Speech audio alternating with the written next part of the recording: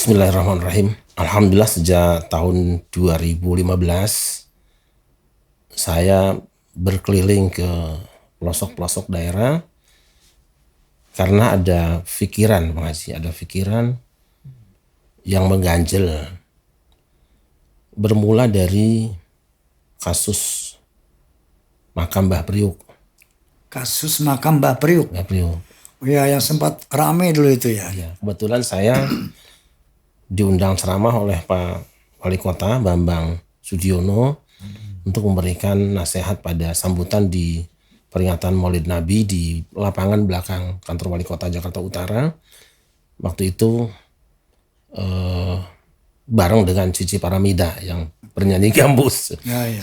Sebelum kita mulai pengajian, saya diundang untuk masuk di ruangan kamar Pak Wali Kota bersama Lantamal dan Dandim kalau tidak salah. Pak Wali Kota menyampaikan bahwa ini sedang ada masalah di utara. Masalah apa, Pak Wali?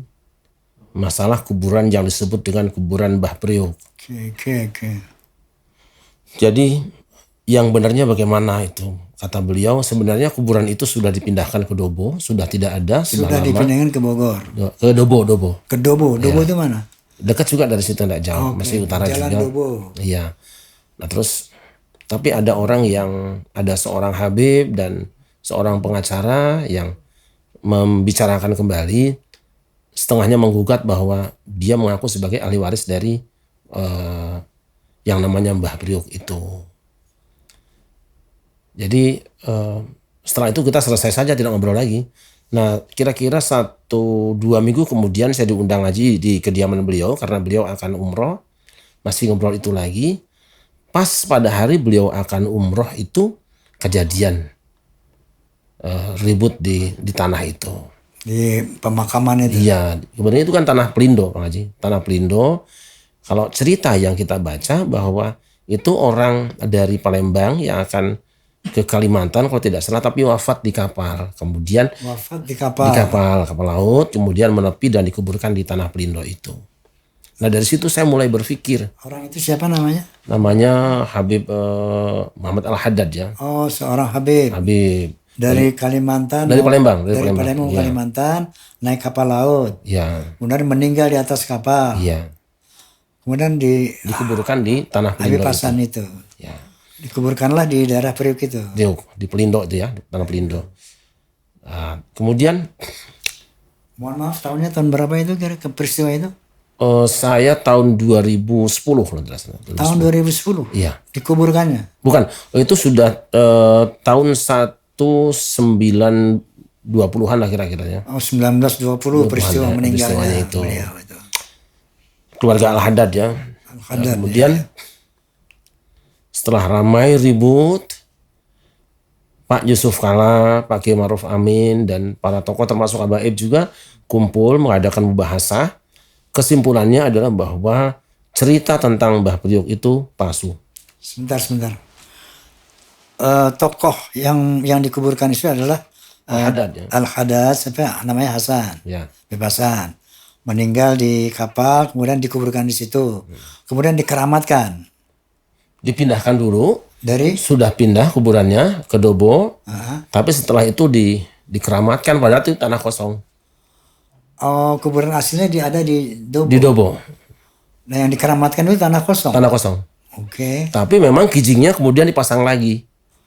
Oke. Itu adalah hasil dari investigasi tim yang sengaja dibentuk oleh Pemda DKI dan Majelis Ulama Indonesia, melibatkan Pak Yusuf Kalla, Kiai Ma'ruf Amin, dan termasuk ahli sahab yang pakar sejarah itu. Ya. Habaib juga diundang. Disimpulkan bahwa cerita, karena di buku itu diceritakan, kan ada bukunya ya, ada Habib yang bikin buku bahwa keramatnya ini itu semua adalah cerita fiktif dan kuburan itu sudah kosong. Kuburan itu kosong. Jadi kuburan palsu saja. Palsu saja. Itu sudah terbukti ya? Sudah terbukti. Di tahun berapa itu? 2010. 2010. Ya, waktu itu beritanya ramai itu. Sampai ada yang meninggal. Betul. Nah dari situlah saya mulai berpikir sebenarnya apa sih yang terjadi.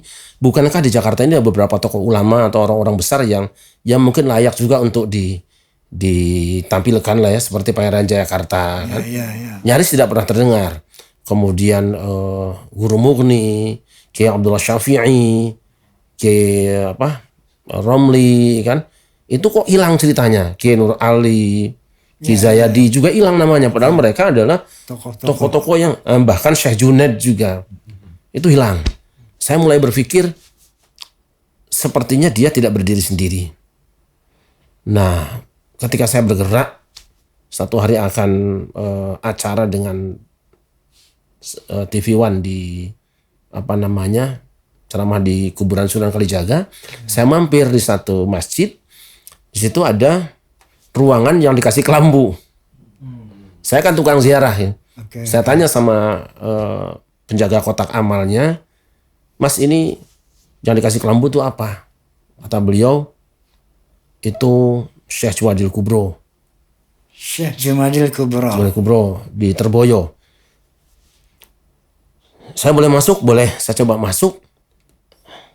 Kok nggak ada kuburannya? Cuma kelambu aja. Saya tanya lagi ke dia, Nun sewu Mas, ini kok nggak ada kuburannya nggih? Memang nggak ada, ini cuma petilasan. Oke, udah saya anggap selesai lah. Tapi sekian tahun kemudian, kok sekarang ada tulisan besar makam keramat Syekh Jumadil Kubro. Dan itu ada kuburannya. Pertama tuh nggak ada dulu. Nggak ada. Sekarang sudah ada kuburannya. Sekarang sudah ada. Ada kuburannya, disebut dengan wisata ziarah, kemudian ada warung-warung, ada kotak amal tentunya yang penting kan kotak amal sebetulnya. yang nomor satu. Kalau yang lain sunat-sunatnya lah. Nah, saya tanya orang-orang.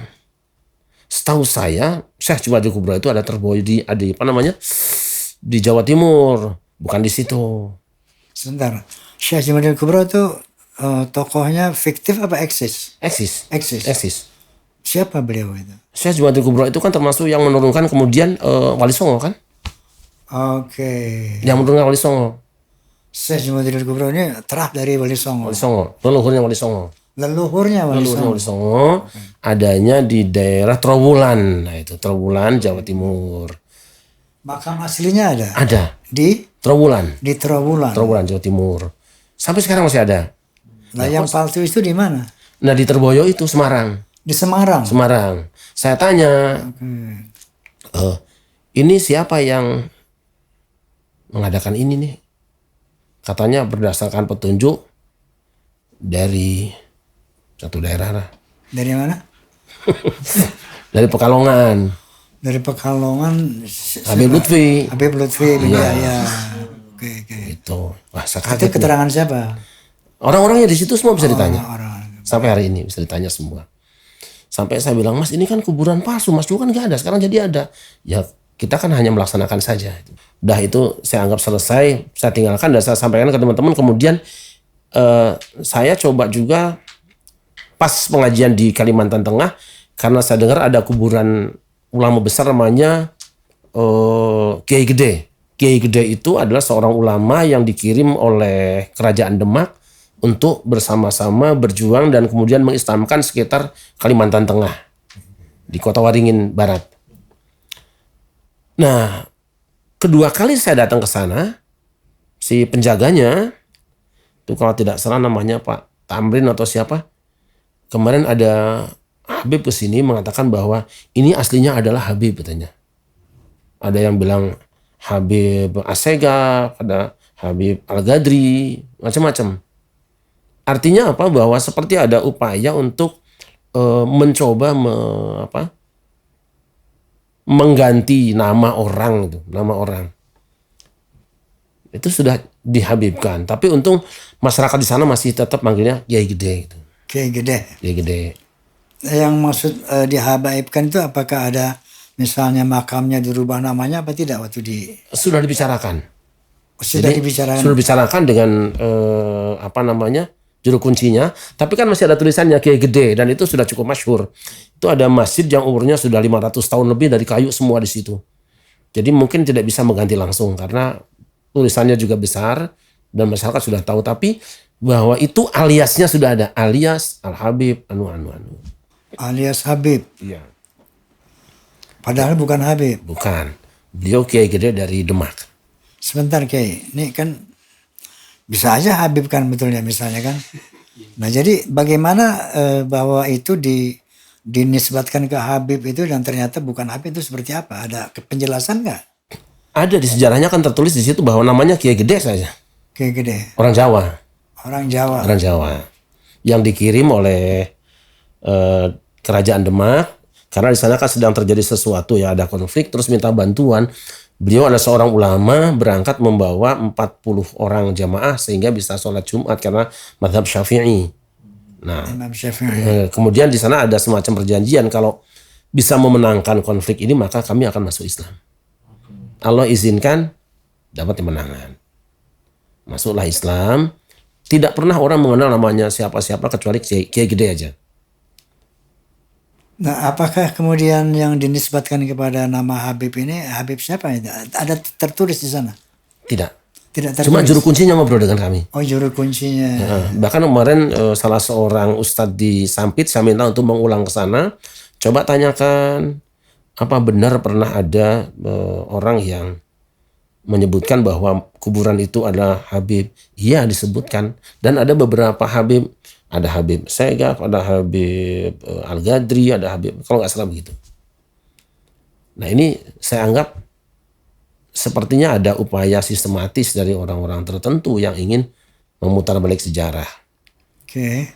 Saya dapat lagi dari Jawa Timur, di daerah Dukun namanya, ada jemaah kita di sana yang melaporkan bahwa di sini sudah ada sekitar 17 tahun ada haul namanya Mustafa Al-Maghribi. Haul Mustafa Al-Maghribi. Iya. Saya tanya aslinya siapa? Kalau aslinya dulu namanya bukan itu. Namanya Kiai Kalbakal. Nah saya tanya, siapa yang merintis mengadakan haul tiap tahun dengan nama Mustafa Al-Maghribi? Sama. Sama dengan yang tadi itu. Waduh. Habib yang dari Pekalongan itu. Iya.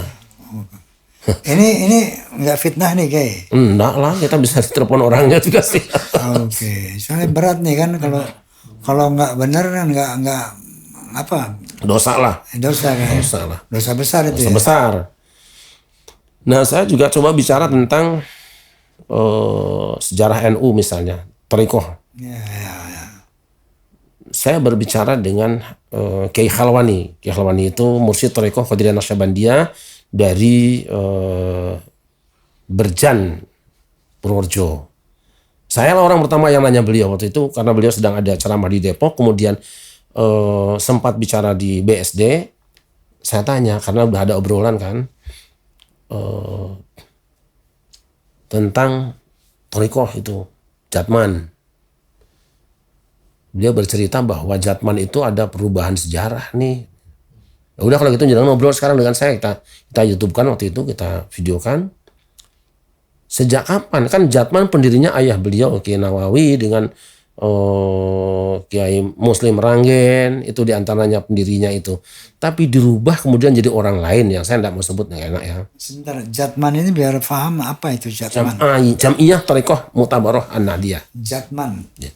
Jamiyah Ahli Thariqah Thariqah Mutabaroh Nahdiyah. Mutabaroh Nahdiyah. Iya, NU punya. Ya, NU punya Jatman. Nah itu tahu-tahu kata beliau dibikin buku dan pendirinya ganti orang lain. Lalu sama Kiai Khalwani tanyakan kepada orang yang di Semarang yang memang tahu peristiwa penggantian, siapa yang mengganti ini? Anak-anak. Tapi saya tanya begini, kalau Kiai nanya itu yang mengganti anak-anak kan nggak masalah. Tapi masalahnya adalah di zaman siapa? Di zamannya Ketua Jatmannya Habib Lutfi. Dan berulang kali saya sampaikan supaya dikembalikan sejarah yang sebenarnya sampai sekarang nggak dirubah. Bahkan belakangan berkembang nama Thariqah pun dirubah. Yang tadinya Naqsyabandiyah misalnya Syadziliyah ditambah dengan Alawiyah. Sebentar Kiai ya, ini masalah apa ya? Sensitif banget ini. Apa Kiai sudah misalnya wawancara tokoh-tokoh NU mengenai hal ini, ada perubahan kemudian ada tambahan Alawiyah itu? Saya sudah bicara langsung dengan Kiai Khalwani. sudah bicara langsung seperti ini kita ngobrol dua. Dan beliau belakangan juga sudah berkenan untuk berbicara dengan yang lain juga. Tapi yang pertama memang menanyakan saya dulu di BSD. Kemudian ada beberapa daerah yang sebelumnya juga kuburan itu tidak ada nama itu, kemudian belakangan jadi ada. Misalnya di Kaligowong di Wonosobo itu ada kuburan masyarakat biasa, belakangan kemudian dibuatkan silsilahnya. Jadi kuburan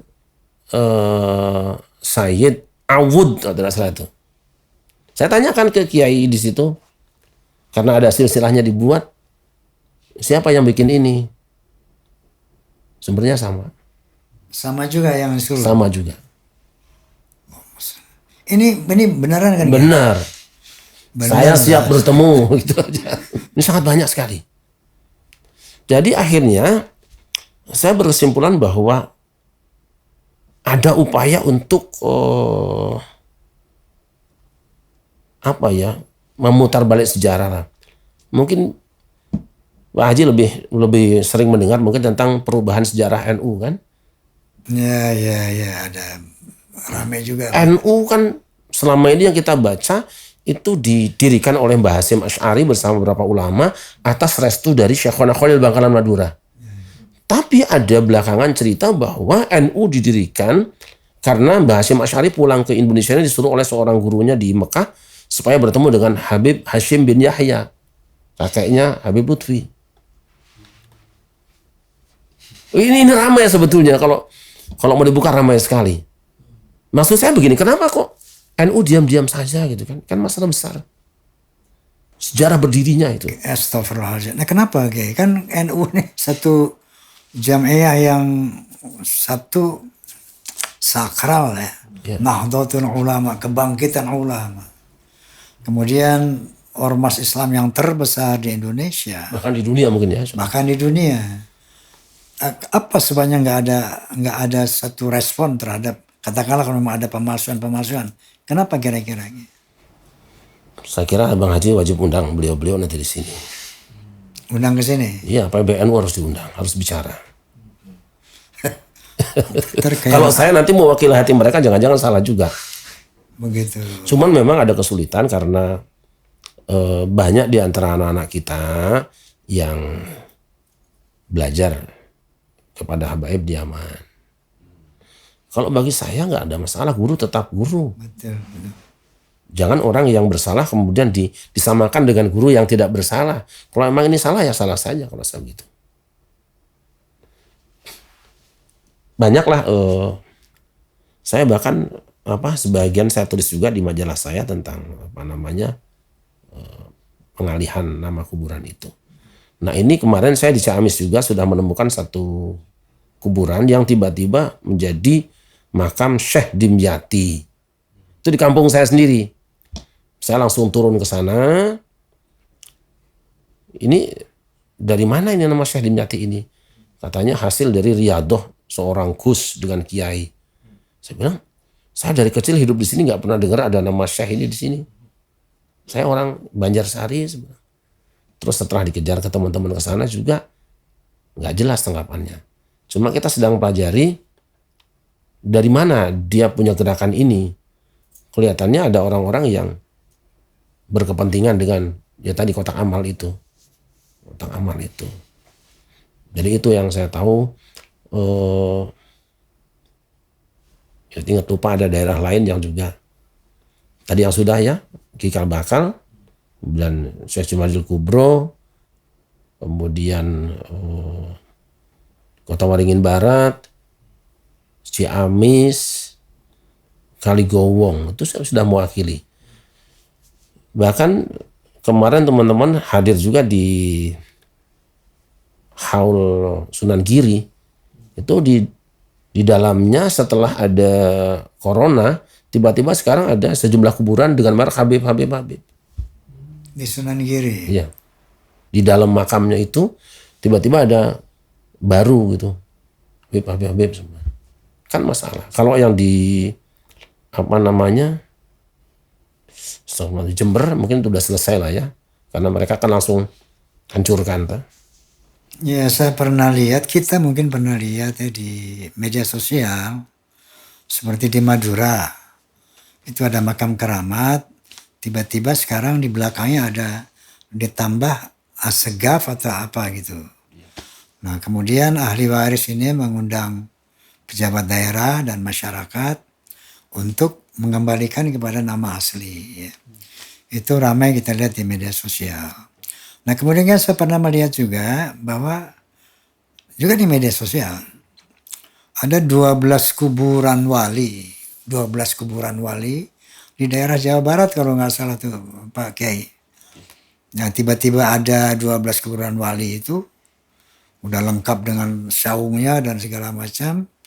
Akhirnya atas perintah MUI, pemerintah daerah, juga orang-orang Ansor kalau nggak salah, itu dibongkar. Nah, apa? Astagfirullahaladzim. Nah, kemudian sejauh mana Kiai tahu, misalnya yang keramat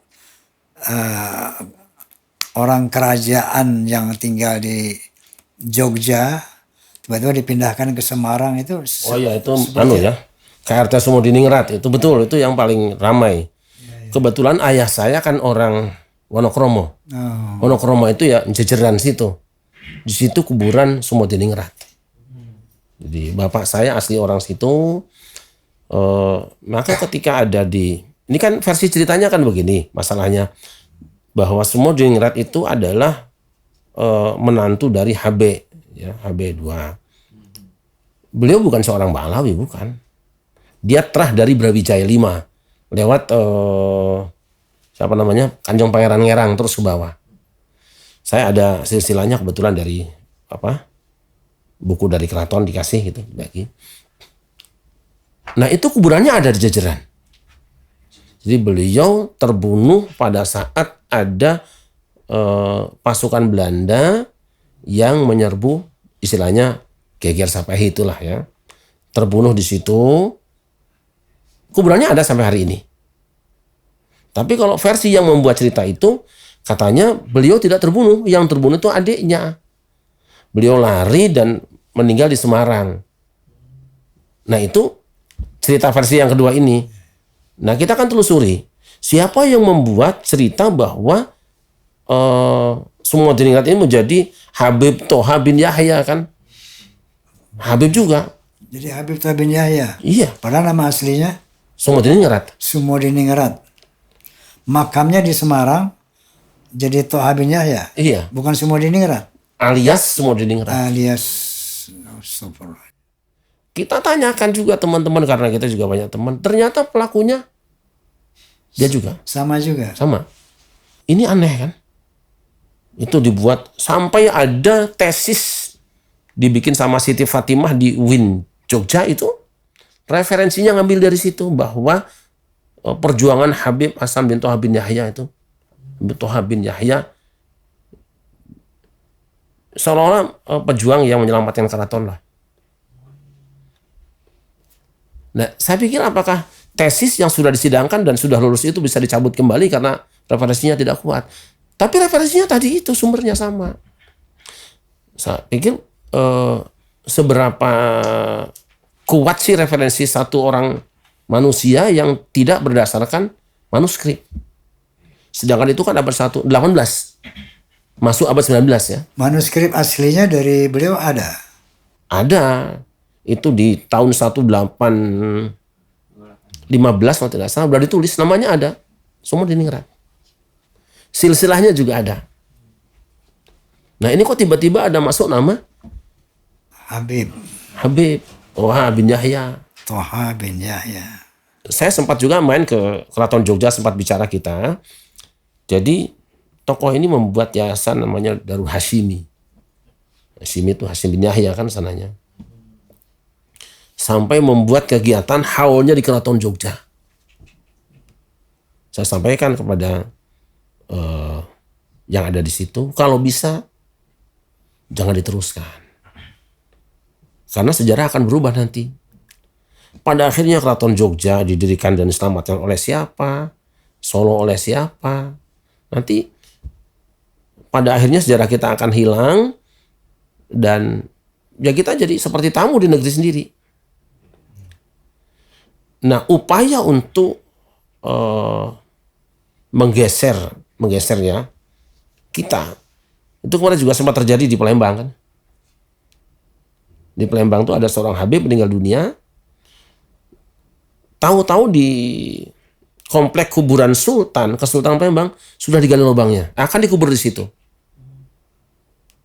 Nah, untungnya saja keluarga Kesultanan Palembang dan beberapa tokoh kemudian bersepakat untuk menolak itu. Sepakat menolak itu. Mungkin Bang Haji juga tahu, dulu pernah ada kan seorang tokoh yang juga akan dikuburkan samping Pangeran Jayakarta kan. Ini kakek sendiri mesti tahu. Saya belum dengar itu yang. Nah, jadi gini. Ini juga sekaligus menepis cerita sejarah yang berkembang. Kan seorang tokoh lah. Kalau kita baca sejarah gitu. Pangeran Jayakarta kan ada dua versi kuburan ya. Ada yang di Pasar Ikan, ada yang yang sekarang itu Jatinegara Kaum. Untung saja ada anak cucunya tinggal di situ kan, termasuk keluarga Pak Haji. Bayangkan kalau nggak ada anak cucunya di situ, pasti yang di Pasar Ikan. Jadi ada cerita seperti ini dari keluarga Jayakarta, bahwa saat itu ada seorang Habib meninggal dunia, akan dimakamkan di pekuburan Jayakarta, di komplek keluarga Jayakarta. Nah, kemudian keluarga menolak. Padahal itu jenazahnya sudah keluar dari kerandanya. Oke. Jenazah sudah keluar dari keranda, keluarga Jayakarta menolak, tidak mengizinkan karena ini komplek keluarga. Akhirnya jenazah itu dipikul di tempat yang sekarang dikuburkan. Saya tidak akan sebut. Nah, maka disebutnya apa? Itulah disebut di luar kurung batang gitu. Jadi bukan terbang jenazahnya, bukan. Oh, keramat luar batang itu ya? Ya, kayak bukan keluar batang terbang. Bukan. Jadi dia sudah dikeluarkan dari kurung batang, tapi karena keluarga Pangeran Jayakarta tidak mengizinkan beliau dikuburkan di situ karena ini kan keluarga. Maka beliau dibawa tidak dengan kurung batang lagi. Kan mungkin tidak enak, udah keluar masuk lagi kan. Itu yang saya dengar dari keluarga Pangeran Jayakarta di Jatinegara Kaum. Akhirnya dimakamkan di Pasar Ikan. Pasar Ikan itu. Oke. Nah, ini oleh sebagian warga dianggap seperti ada upaya masuk di lingkungan itu. Makanya Keraton Palembang tidak setuju. Nah, seperti itu. Ya, memang ada belakangan kan ada cerita bagaimana Yahudi menguasai Palestina dengan membuat makam-makam palsu di sekitar masjid Masjidil Aqsa seperti itu ya. Itu antum Kiai sejauh mana antum mengerti sejarah mengenai makam-makam palsu yang dibuat Yahudi di sekitar Masjidil Aqsa? Apakah itu ada bukunya, ada sejarahnya? Kelihatannya banyak ya yang baca sudah itu ya, sudah tahu. Dan memang Yahudi Askenazi itu juga bukan Israel yang dari Nabi Yakub ya. Kalau beritanya mereka itu Yahudi yang Askenazi itu. Jadi mereka memang kalau keturunan Nabi Yakub masih banyak yang baik. Karena mereka Yahudi, Nasrani dan Islam misalnya masih satu pohon kan. Dan mereka adalah orang-orang yang memang punya cara sistematis untuk menguasai sebuah wilayah dengan cara membuat sejarah seolah-olah mereka yang lebih tua di situ. Nah, di antaranya membuat makam-makam palsu. Bahkan di Israel ya, di Palestina ya. Di Indonesia pun di Demak ada. Saya tidak akan sebut orangnya, yang sekarang di tempatnya dia itu dipasangi kijing yang sudah tua. Dia nyari kijing-kijing tua, kuburan tua, dipasang di situ untuk disebutkan bahwa ini adalah si Anu. Itu Demak ada. Kiai, ini bukan soal main-main ini. Soal kuburan palsu itu, apakah ini sudah dilaporkan kepada yang berwenang misalnya? Mau lapor ke siapa? Orang juga bingung. Tapi saya kira teman-teman sudah mulai berbicara kemarin. Dan nanti kita akan berembuk lah. Karena bagaimanapun juga ini kan berhubungan dengan bukan cuma leluhur tapi negeri kita sendiri ya. Negeri kita sendiri. Sudah cukup banyak masalahnya. Saya tidak mengerti juga kalau ulama-ulama Majelis Ulama Indonesia misalnya, terus Nahdlatul Ulama yang selama ini korbannya kan warga NU. Kalau Muhammadiyah tidak ngurusi yang seperti itu. Kenapa sih masih diam saja? Anggap saja ini adalah isu yang bisa jadi benar atau tidak benar. Tapi seharusnya kita melakukan tindakan. Ada langkah-langkah untuk Penelitian ya. betul untuk memastikan bahwa ini benar atau tidak. Jangan dibiarkan menggelinding. Semua kalau dibiarkan menggelinding nanti lama-lama bola api ini akan terus. Ya, ya.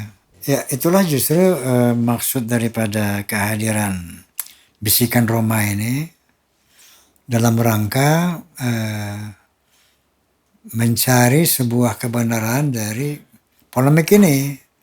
Karena kalau dibiarkan begitu saja tanpa menghadirkan tokoh-tokoh yang kompeten dalam hal ini menjadi beritanya menjadi liar. Ada hal lain Bang Haji yang mungkin kita perlu kaji juga. Penamaan daerah misalnya. Ya. Itu juga terjadi. Kita tahu hubungan antara Jayakarta, Banten, dan Mataram itu kan sangat kuat. Sehingga ketika pasukan Mataram masuk ke Jakarta meninggalkan nama Matraman. Ya, ya. Ya kan? Di sini ada Panglimo, Kecamatan Limo. Ada Wiragunan, Ragunan. Kemudian pasukannya berhenti di Tangerang sebelah barat. Di situ kumpul namanya Balaraja. Nah, ini masih tercatat. Dan Condet juga sama. Condet itu kan dari nama Pangeran Jonet, anak kandungnya Pangeran Diponegoro. Yang kuburannya ada di Karet. Oke. Sama Jakarta juga Ahmad Jakarta kan. Oke. Nah, tapi ada satu daerah yang sudah saya ketemukan, itu dirubah. Ada nama daerah dekat Matraman itu namanya Paseban. Paseban ya. Di dalam buku, yang saya bawa bukunya sebetulnya, buku karya seorang Habib, itu asalnya Bak Saiban katanya. Bahasa Iban. Padahal Paseban itu bahasa Jawa. Seba itu pertemuan. Pertemuan rakyat dengan raja. Seba, bahasa Sunda juga sama Seba. Kan ada lagu Kanggo Sebo Mengko Sore. Seba itu pertemuan. Jadi Paseban itu tempat pertemuan. Pertemuan dengan Raja Mataram. Makanya di Matraman dekat Paseban situ. Nah itu penting menurut saya harus dikaji ulang. Sebegitu beraninya itu. Jadi bahasa Iban ya. Mbak Saiban. Bahasa Iban jadi bahasa Iban. Kan jauh banget tuh. Ya, ya. Secara istilah dekat. Secara bahasa Paseban sama bahasa Iban dekat. Beda Pak sama Mbak aja. Tapi secara hakikatnya ini bahaya gitu kalau disalahartikan. Ini sejarah kita rusak nanti. Di Allah Matraman, Mataraman kan. Allahumma sholli ala Itu ada semua. Saya ingin teman-teman itu yang punya waktu coba ditelusuri. Karena sekarang banyak daerah-daerah yang kelihatannya perlu dikaji ulang penamaannya itu. Nah, seperti ada yang mengklaim juga itu misalnya Maulid Gresik, Maulid Solo, Maulid. Iya, kita orang Indonesia itu kan bertanya-tanya, siapa sih tokoh Solo? Kenapa tidak Sultan Agung? Iya. Saya terus terang sempat bicara dengan Keraton Solo, dengan Gusti Mung, saya sempat bicara. Kita ingin ada haul besar Solo dan itu haknya Sultan Agung. Saya tidak tahu kalau ada istilah haul Solo adalah yang lain. Tapi yang membawa Islam di Solo itu Sultan Agung. Anggap kalau tidak mau Sultan Agung, Ki Ageng Nis. Kenapa tidak ini? Kalau Banten misalnya nanti takut juga ada haul Banten juga lama-lama. Ya ini kan sudah kemarin ada Haul Gresik ya.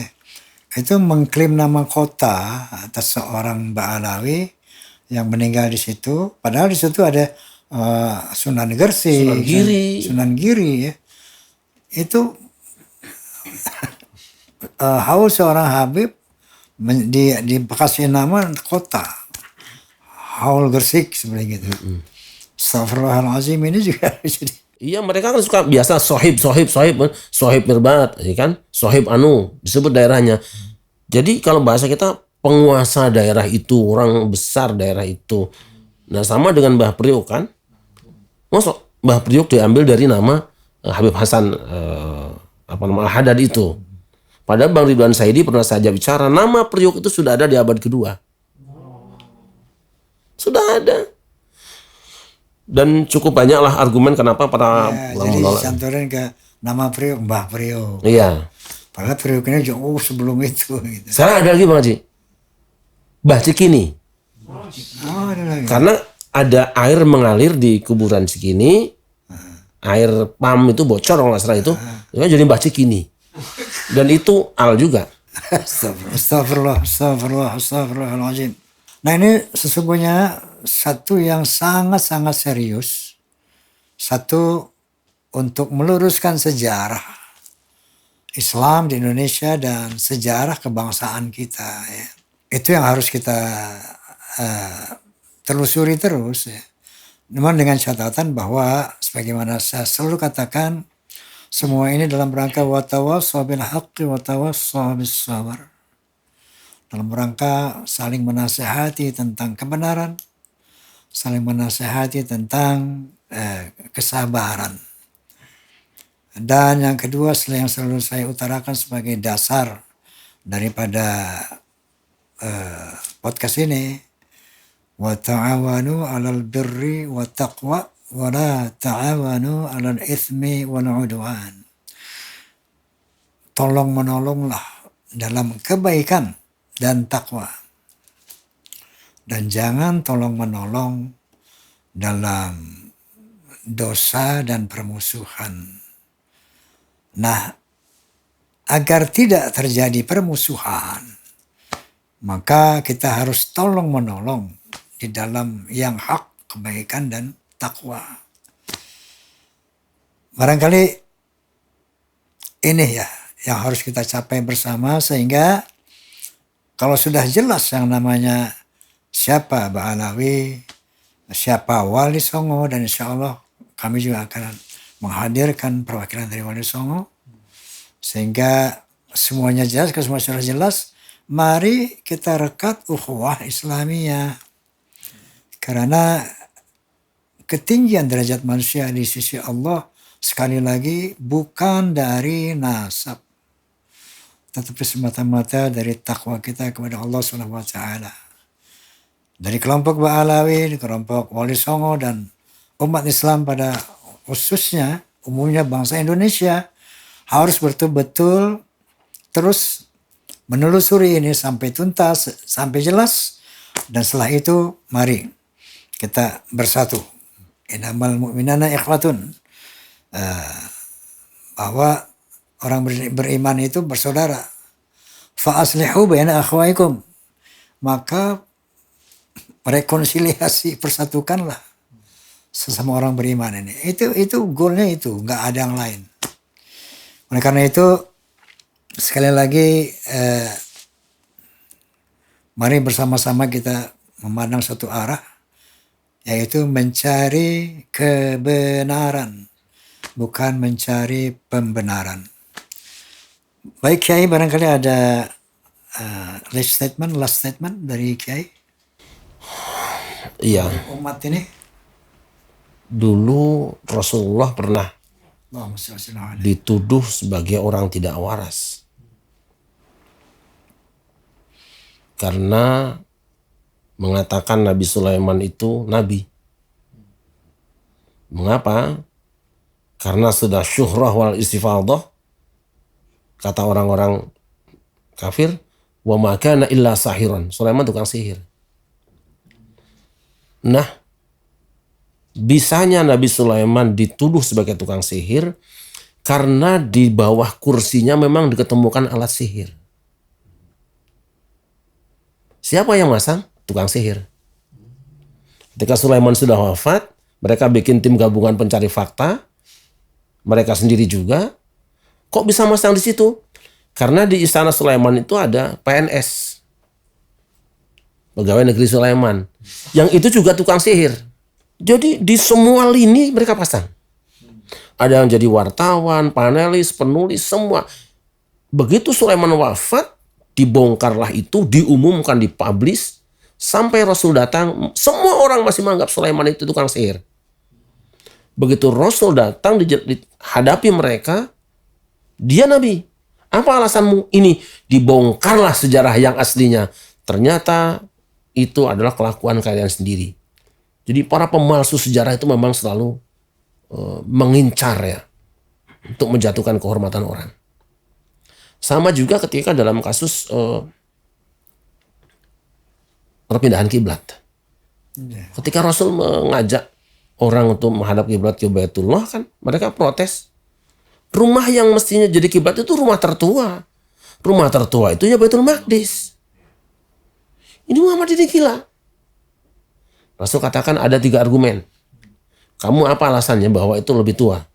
Tapi Quran jelaskan fihi ayatum bayinat. Ketika Tuhan katakan inna awwala baiti wudi'a lin-nasi lallazi bakkata mubarakan wa hudan lil alamin. Rumah pertama di bumi untuk manusia beribadah pada Allah itu yang di Mekah. 3 alasannya. 1, maqamu Ibrahim. Ada tapak kaki Nabi Ibrahim. Jadi ini fakta sejarah yang tidak boleh dibuang. Tapak kaki Nabi Ibrahim, karena Baitul Maqdis itu zaman Daud dan Sulaiman, sedangkan Daud Sulaiman kan di bawah Ibrahim jauh. Nah, ada tapak kaki Ibrahim berarti ini lebih tua daripada Baitul Maqdis. Yang kedua, mandakholahu karena Aminah masuk dijamin aman karena daerah yang disepakati aman. Yang ketiga, wajib naik haji. Dan naik haji itu udah zamannya Nabi Ibrahim. Habis mereka argumennya. Saya tidak membayangkan bahwa ketika seorang Muhammad datang dengan mengatakan setelah 500 tahun ada pemalsuan nasab. Nabi Isa dibilang anak Tuhan. Bin Tuhan. 500 tahun dibongkar oleh Muhammad. Dia bukan bin Tuhan. Dia bin Maryam. Jadi kalau sekarang ada 500 tahun yang sudah ramai diangkat, saya kira itu luar biasa. Masih banyak hal seperti itu yang seharusnya kita tidak antipati dengan kritik kita yang sekarang ini. Dengan kritik yang ada sekarang ini. Bisa jadi memang banyak yang tersembunyi, tetapi kebenaran memang harus diungkapkan. Betapapun pahitnya. Tapi apakah ketika Rasul mengatakan bahwa Nabi Isa itu bukan seorang anak Tuhan, tapi dia adalah Nabi Tuhan, apa semua orang percaya? Enggak juga. Orang-orang besar banyak yang tidak percaya. Ketika Musa datang juga, Firaun kan sampai bilang-bilang, alam rabbika fina walida wa labista fina min umrika sinin wa fa'alta fal'ataka allati fa'alta wa antum kafirin. Musa, untuk apa kamu kok berbuat seperti ini? Bukankah kamu sudah aku rawat dari mulai anggota ormas, sekarang kamu jadi pengurus misalnya DPW? Kurang apa? Kamu posisi sudah siap menggantikan aku. Kok tiba-tiba punya pendapat lain? Beberapa tahun kamu kurawat. Mulai dari pengkaderan sampai jadi dilantik. Kan kamu dia oke. Tapi Musa hebat. Saya tidak ngomongin siapa-siapa ngaji aja. Fa'altuha idza wa ana minadh dhalin. Aku melakukan ini karena aku dulu salah jalan. Fa farartu minkum lamma khiftukum fa wahaba li rabbi hukma wa ja'alani minal mursalin wa tilka ni'matun tamunnuha alayya an 'abadta bani Israil. Aku sekarang sudah tahu dan Allah sudah pilih aku untuk menjadi orang yang menyampaikan kebenaran. Kalau kemarin itu kamu memang Firaun beri aku fasilitas, tapi kan yang lain jadi budak kamu, diperbudak. Jadi bagaimana Musa siap berhadapan dengan kekuatan yang sudah mapan demi menyelamatkan rakyat banyak yang selama ini jadi budaknya. Itu saya kira. Ya. Jadi saya bilang ke teman-teman, jangan mundur, maju terus. Tetap santun, tapi argumentatif. Biarkan rakyat menontonlah. Ya. Jadi memang astagfirullahaladzim. Ya, kayak saya sering bilang, Kiai, ini Habib ini saya bergaul dari kecil. Dari masih remaja teman saya Habib mulai banyak banget gitu ya. Bahkan ada saudara-saudara yang nikah dengan Habib itu banyak. Misalnya dari pihak Ridho nih. Mamanya Ridho. Kan banyak gitu. Saudara Habib ya. Tapi jadi ditanya juga sama beliau nih. Bang Haji kenapa gini-gini? Astagfirullahaladzim. Ini dalam rangka qulil haqqa wa la kana mur. Menegakkan kebenaran ini perintah Allah untuk kita semua. Illa lillahi ta'ala. Kepentingan apa? Kepentingan saya apa? Saya sedih ada peristiwa ini. Sedih, perih gitu. Bagaimana? Tapi Saya sebagai seorang muslim yang awam, sebagai warga bangsa punya kewajiban untuk menegakkan kebenaran, yang benar yang benar, salah gitu.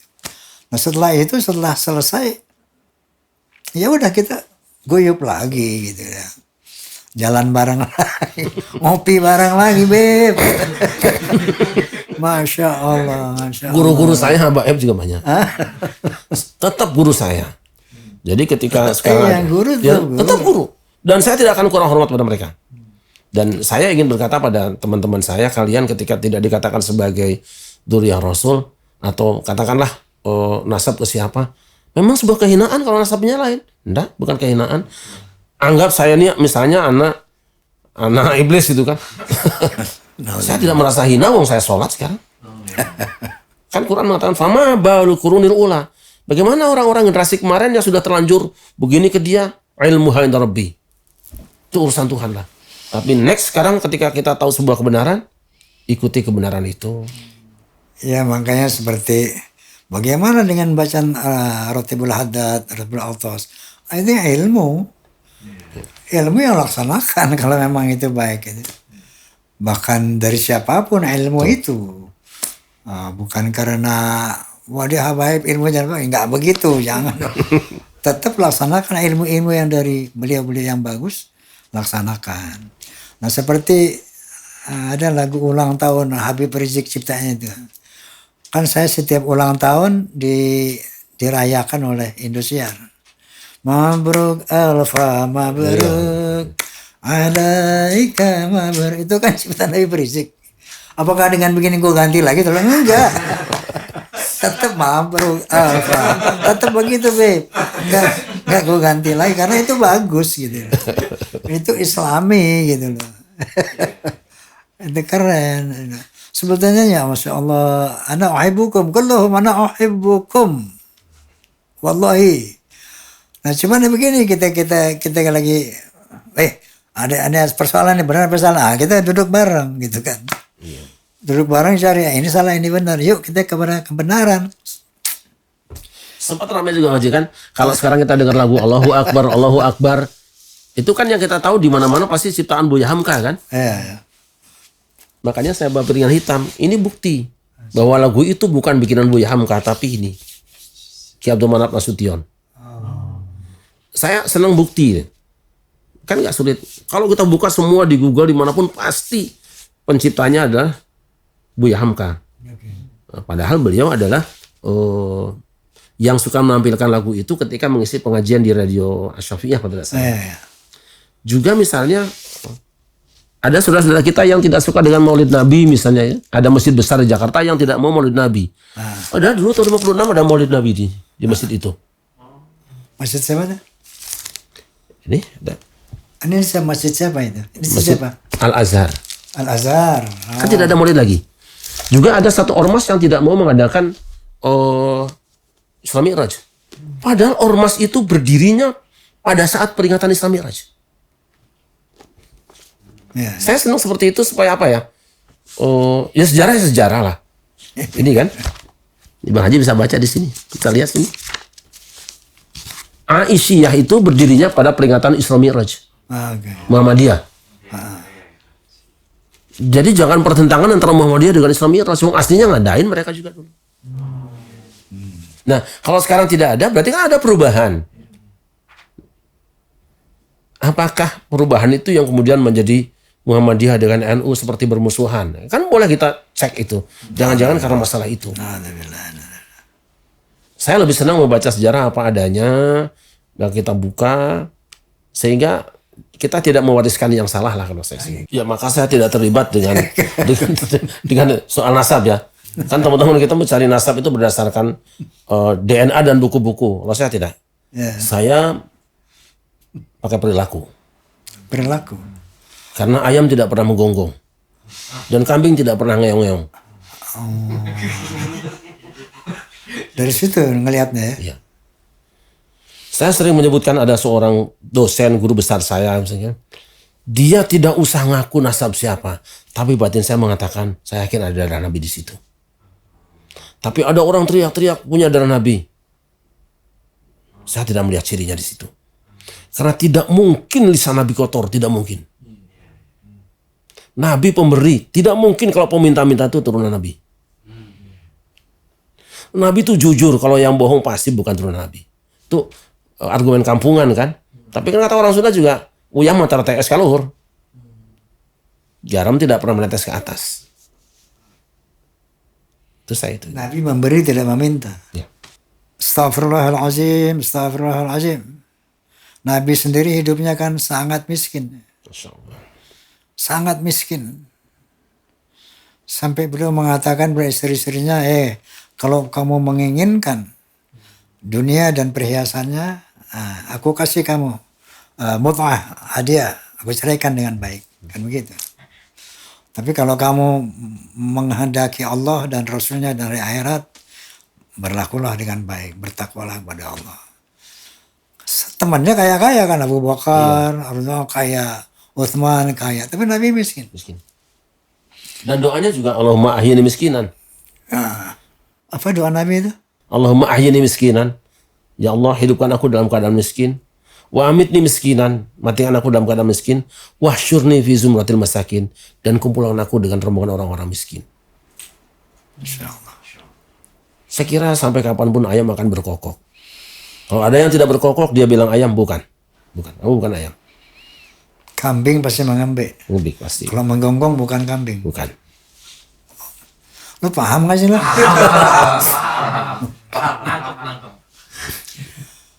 Baik pemirsa, astagfirullahaladzim, astagfirullahaladzim.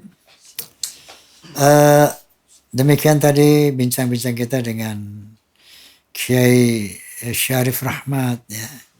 Beliau, Masya Allah, punya pesantren apa? Ummul Qura di Jakarta sini. Pondok Cabe. Pondok Aren. Pondok Cabe. Pondok Cabe. Cabe Aren Cabe. Di Pondok Cabe. Masya Allah, mudah-mudahan bincang-bincang kita di Bisikan Roma ini bincang asik bareng Roma ya. Kita mendapat ridho dari Allah Subhanahu wa taala. Mendapat tentunya hidayah wal inayah dari Allah Subhanahu wa taala sehingga bisa mempersatukan umat di dalam ketakwaan dan keimanan kepadanya dan dalam cinta kepada Rasulullah sallallahu alaihi wasallam. Oleh karena itu kita terus untuk sering berwasiat tentang kebenaran dan tentang kesabaran. Terima kasih atas perhatiannya. Namun sebelumnya Kiai, sebagaimana biasa Kiai, setelah bincang asik bareng Roma, bisikan Roma, ini ada bingkisan Roma. Bungkusan ya? Bingkisan. Atau nuhun jazakallah. Sarung Bang Haji Roma. Wah, Masya Allah. Besok ada acara orari. Apa tuh? Obrolan rahasia Roma Irama. Baik, hati nuhun. Masya Allah, Masya Allah. Baik pemirsa, jazakumullah khairan katsira. Tetap jaga ukhuwah Islamiyah. Wallahul muwafiq ila aqwamit thoriq. Billahi taufiq wal hidayah. Assalamualaikum warahmatullahi wabarakatuh. Waalaikumsalam warahmatullahi wabarakatuh.